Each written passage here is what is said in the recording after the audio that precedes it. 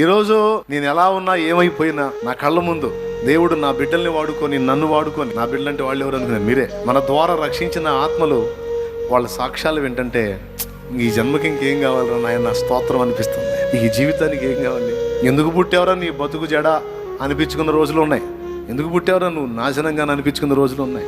ఎప్పుడు తగిలిద్దిరా నీకు బండి, ఎప్పుడు తగిలిపోతావరా అన్న మాటలు ఆ రోజులు ఉన్నాయి. అదే మనిషి కానీ యేసు చేతుల్లో పడ్డ తర్వాత నువ్వు లేకపోతే మా గతి ఏంది, అమ్మో నువ్వు రాకపోతే మా పరిస్థితి ఏంది. నిజంగా దేవుడు నిన్ను మాకు అనుగ్రహించిన వరం, నా గురించి కాదు నీ గురించి కూడా జనం ఆ మాట అన్నారు. నువ్వు రక్షించిన వాళ్ళు ఏమన్నారు తెలుసా? నీతో దేవుడు మాకు వరంలాగి పంపించాడన్న నిన్ను అన్న, నువ్వు వచ్చి మా విషయంలో జోక్యం చేసుకోకపోతే అయిపోయేదన్న మా కథ.